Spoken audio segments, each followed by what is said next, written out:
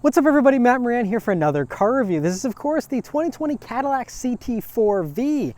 Huge thanks to Cadillac for providing me here with the new CT4-V to review for you guys today. So about the V version of the CT4, let's just get the name out of the way right away. So the V now is treated the same way as the AMG and the M badge, where they have a middle level model that still uses those performance badges until you get up to the full-blown versions of those models. There will be a higher performing version of the CT4 called the CT4-V Blackwing. That will be the one that is going to have the very fast, impressive power and be the successor to the old ATS-V. This new CT4-V is, more like the V series models that they had in the past, and so the V Sports are kind of what this actual new V is. And so, looking at it in that context, I think that it's a really cool look too. So unlike the CT5, which got a little bit of a wheelbase stretch for its new version, this has the same wheelbase as the ATS. So, there aren't any big exterior changes as far as dimensions go, but of course the styling is completely new and looks really, really good. I love, the black mesh grille you have up front there on the Vs, and I really like the headlights on the CT4. I think even slightly better than the headlights on the CT5, because there's no break in the lights like there is in the CT5. This is one continuous waterfall of LED going down the front of the bumper there, and it's a really cool look in my opinion. I love the way it looks. I also love the small dimensions here of this car. It really is very compact and very lean in its appearance, and I think it just looks really good up front there. Coming down to the sides, I also love how this car is so small that even though these are only 18-inch wheels, they look like they fit in. They're not too small looking on some massive vehicle. They look really nice. You have some nice large V brakes behind them. You also have a little V badge here on the door, and then going out to the back there, you also will see completely new again, all in the back end there. And the trunk lid is a little bit shorter now, and it's an interesting look. Whenever I first saw the back end of the CT4, I wasn't in love with it, but now as I've looked at it more, and this one having the little lip spoiler there on the back, I think really helps the back end of this car look a little bit better. Now, I just still don't think it's the most beautiful looking back end out there. I still think the CT5 has a better looking back end, but overall, I still think it's really cool. I like how the sport models here, you have the smokier taillights here, and I think they look really good. Very similar to the CT5, but I really like them how, again, they're vertical in their orientation, but then they have a little bit of a horizontal part as well. And you also have the quad exhaust tips there in the lower part of the rear bumper, which are real exhaust tips, by the way. So yeah, overall, I love how compact this car is. It really is fantastic when you're driving it, but also just parking it and stuff, the very small dimensions of it. It's just so cool to have this setup and still have it be rear-wheel drive, considering, most of the competitors to this vehicle from the German companies and stuff are now front-wheel drive with an all-wheel drive option. This is an actual true rear-wheel drive platform still, and so it just means that the handling is really top-notch. All right, so start up and go for a drive. The CT4-V has the nice new Cadillac key, same key you get in the brand new Corvettes and everything. It has a really nice weight to it. It's a cool look, not too thick, and on the back here you just have a few buttons on it, but nothing too much. And so yeah, just a really nice key, but of course it's keyless access, keyless entry, and push button start. So you just leave the key in your pocket, hit the engine start button, and it starts right up. Also, if you're curious to hear about the interior in the CT4-V, my wife and I actually just did a full in-depth interior review on the CT4 here, so I will link that above. You can go check that out if you want to hear all our thoughts on the CT4-V. But overall, it's definitely a little bit of a smaller cabin than like the larger CT5, of course. So it's a little more cozy, but I really like it. It kind of really wraps around you as a driver, and it's just a very sporty and pretty luxurious interior for the money. Although I don't think it's best in class, but it's certainly not worst either. They've done a really nice job with these new Cadillac interiors. All right, so setting off here in this CT4-V. So the first thing that you notice here about it, well, you sit nice and low in the CT4, and I love that. It's a very sporty and a very cozy driving experience. Visibility is also pretty good, although your A-pillar here isn't too thick, but you do have your mirror and this little block-off plate right by the base of the A-pillar, which isn't perfect, but thankfully the mirrors are larger than the mirrors you have in the CT4, which does kind of block your outward vision a little bit, but also helps you to actually have a better view behind you here with these larger mirrors than what you get on the CT5. So it's kind of a trade-off as far as that goes, but also you have a pretty good view out of the back, typical sedan view. Other things to note here. So I've been pretty impressed impressed with the ride here in the CT4V. It's a little bit smoother than the ATS-V. Now, obviously, that was the more aggressive, full-blown V from back in the day, and that had larger, I believe, 19-inch wheels. The 18-inch wheels here on this, I think, are really what help to give this a very smooth and comfortable ride. You do also have magnetic ride control with this adaptive suspension helping you out as well to make the ride nice and smooth, especially here in the Tour mode like it is currently. But other things to note, so as we're slowing down here, nice responsive brakes. Cadillac has done such a good job with these new brake pedals in the CT4 and CT5. Just very progressive, but very strong feeling brakes as well, without being too touchy or anything. So that's great. Throttle response is also very good, especially for a turbocharged vehicle. Now, obviously this runs a normal automatic and stuff, so very direct and precise. There's a little bit of a tip in, and then it really responds very nicely and feels very eager. Now, it doesn't feel quite as eager as the CT5. That desperately wanted you to go faster, it seemed, and that was a little bit more aggressive with the throttle mapping. This is a little more progressive, and I find it to be a little more natural, and I really like the way that it feels. But now just cruising on a main road here, it's a nice, quiet, refined ride here in the CT4V. In addition to the smooth ride, you do have a very luxurious cabin as far as the sound insulation. So you now have double pane front window glass here in the CT4. The CT5 has that upgrade as well. And so that really helps to kind of silence everything around you a little bit more. It does feel, pretty solid going down the road as well. Even though this is, probably gained a little bit of weight over the ATS, it isn't actually that much heavier than the old one. So it's only around 3,631 pounds, which is about 350 pounds lighter than the CT5V that I reviewed. So that should help it on the back roads as well. But I'm going to go ahead and put it into the V mode here, which is a handy little button right on the steering wheel. And so that actually does a custom drive mode, which I have set up to do a track for the engine sound and for the powertrain. Everything else is in sport mode as far as traction, all that kind of stuff. So we have that in that mode all dialed up, and let's turn down onto this back road here and see how it does. And here we go. There we go. This thing really takes off. I think it's got a cool sound to that engine too. So we have this 2.7 liter 4-cylinder turbo, big old turbo on the side of this motor here. And so it does 325 horsepower, 380 pound-feet of torque, and 0 to 60 happens in 4.5 seconds, which actually means this should keep up 0 to 60 with its bigger brother, the CT5V. They have basically identical 0 to 60 times, even though this has a little bit less power. You're down about 30 horsepower or so, and you're down about that much torque as well. But it doesn't seem to make much of a difference in the 0 to 60 time, because this is, again, 350 pounds lighter. So getting up and going, it really hauls really well. Now, I think you might have a little bit more of a stronger surge with the extra 2 cylinders you get in the CT5. So I think that still feels a little bit punchier, but this does feel very strong. But I'm kind of surprised, even with the powertrain in its track mode. I was expecting it to be a lot more aggressive with the transmission tuning and stuff like that. It still wants to upshift really quickly, and then it it has 2 downshifts before it really starts giving me forward momentum. And so we can go ahead and try putting this over into the manual mode. So the tach jumps before the engine changes, so that's kind of interesting. It kind of misleads you into thinking it's shifting faster than it is. But so the upshifts are pretty quick. The downshifts, they're slightly better than the CT5V, actually. I'm kind of surprised. I'm happy to report that. It is a little bit quicker. It still isn't great. It's still not as good as the ZF8 speed or something. There still is a little bit of a disconnect, but this actually is a more enjoyable experience than the manual shifting in the CT5V. Now, to my knowledge, they run the same 10-speed automatic transmission. Thankfully, we do know the CT4V Blackwing, that is going to have a manual, and so Cadillac has confirmed the Blackwings will get them. I hope that trickles down here to these lower versions as well, because it'd be great to have this paired up with a manual someday too. By the way, we're on a pretty rough road here now, and it still is pretty nice and quiet in here. It's very refined. But anyway, we're coming up some corners here. Let's see how the CT4V handles them. All right. Wow, this thing is so athletic. It's just so eager to dive into these corners.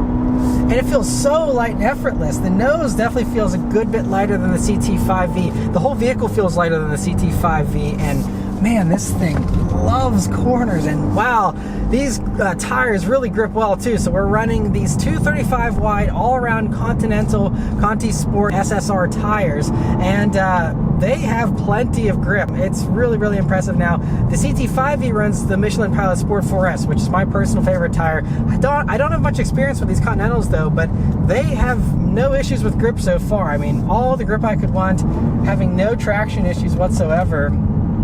And now we've caught up to some traffic here, so we're forced to chill out a little bit. But wow, this thing handles so well. And another thing I really noticed was the steering. Now, even in the sport mode for the steering, it's pretty nice and light, and that exaggerates the quick turn in this car has and really helps it to feel eager. Now, it is not as eager feeling as the Alfa Romeo Giulia still. The Giulia is still the top dog, but that has much less power than this, you know, since Alfa does not do a middle grade trim like Cadillac does here. So if you're okay with less power, the Giulia still is the king in the handling department. But I think this actually feels a little bit more agile than the G70 as well. Now, the G70 that I reviewed was the all-wheel drive version that had all-season tires that were like normal Michelin Primacy all-seasons, not sporty all-seasons by any means. So that kind of put the G70 a little bit of a disadvantage. But this, you're sitting a little bit lower than the G70, and because you have all that grip and you have the lighter nose of this, you know, because the G70 also uses a twin-turbo V6. It's a 3.3-liter V6, so I mean, a little bit larger than even the CT4-V's 3-liter. But so having this smaller 2.7-liter four-cylinder means that you have a much lighter nose, and it really helps this vehicle to feel sharp. And, you know, obviously the ATS-V of the back in the day was much more punchy and a little more dramatic with wheel spin and stuff, but that obviously had a V6, and so that nose also was heavier. This, with this four-cylinder, I know some people are like, four-cylinder V, I get that, but with how well this thing handles and how light that nose is, I really like this package. I think this is great. But just to make sure we've sampled the most aggressive acceleration, I have it in manual mode for first gear, and now let's try and do an acceleration in manual mode. Here we go. A little bit of turbo lag, waiting for that turbo to kick in because it is such a big turbo, but then it picks up and goes very, very nicely, and it actually is a little bit deceiving. It doesn't feel like it's going as fast as it is. Then you look down, you're like, oh, this thing is gaining speed quick. But there is, you know, like a 1-2 beat before you start getting that power. So, you know, that's just one of the consequences of relying on a big turbo like this for that much power. You know, 380 pound-feet of torque is a lot to do out of a little four-cylinder. But man, this thing hauls, and thankfully these brakes are nice and strong to haul you down to a stop very, very quickly as well. But this thing is a potent little pocket rocket, honestly. It just feels so good. Do some more downshifts here. You know, I could live with this in manual mode.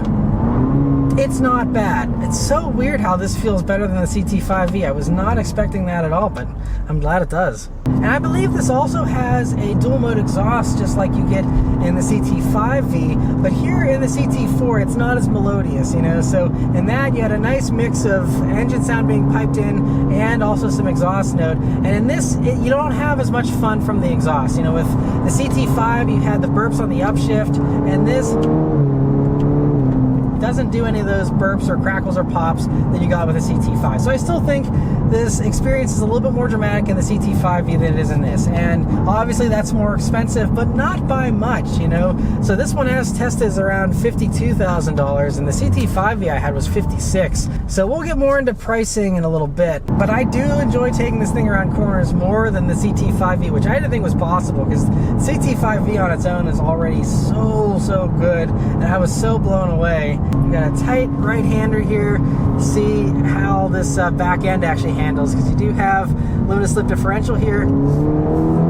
It puts down the power so well. I mean, you know, 235 tires are not wide, even if they are really sticky. 380 pound-feet of torque going through 235s, and it still doesn't give me any traction lights flashing or any stability control issues. It feels super balanced and really good. I'm sure if you wanted to turn off traction control, you might be able to break this thing loose and drift it around if you feel like doing that. But yeah, this thing is, though, really, really good.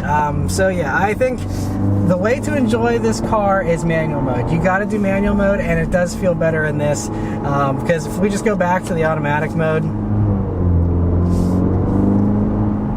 so it's hanging on to gears a little bit now. I think whenever it detects, G in corner and that you're actually pushing it, then it might hang on to a little more.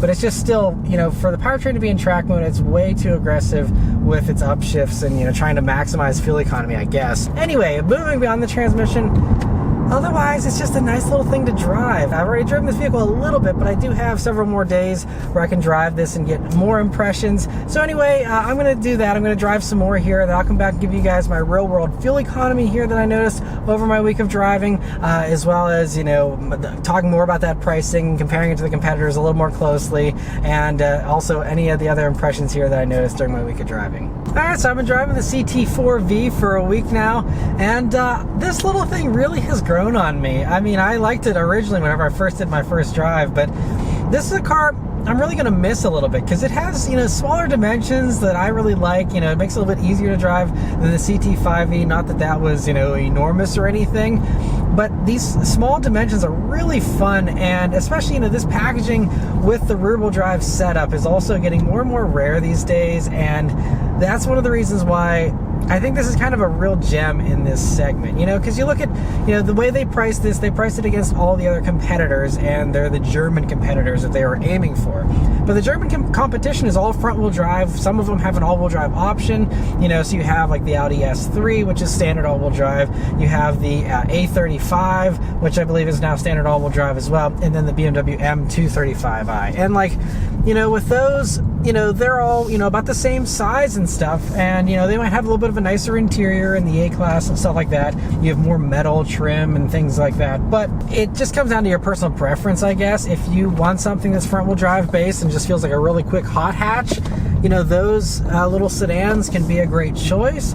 But I think, having the rear-wheel drive driving dynamics here in the CT4-V is just so much fun. And if you want that all-wheel drive, that's an option as well, but it's a rear-wheel biased all-wheel drive system in this, which it isn't in all the others. And so I think that's an important differentiator. I mean, you do have a couple other things in this, I guess, size segment. You have like the Lexus IS350 with its V6, but that has, again, way less torque than this does. This is the torque champ. I mean, compared with all those German competitors I just talked about, this has way more torque. This even has more torque than a Genesis G70, which is technically the next class up, but because the G70 has such a cramped back seat and trunk, I think it's actually a pretty fair competitor to this car, even more so than the CT5V. It already undercut the CT5V, but it definitely undercuts this by a little bit as well, considering you have so much more power as far as horsepower goes, even if your torque is, just a few pounds shy of what it is here in this. So this CT4V, as tested, is just over $52,000, and again, that's without all-wheel drive. If you had all-wheel drive, that would bump this up to about $54,000. And this one isn't still fully loaded. Like, I have no moonroof,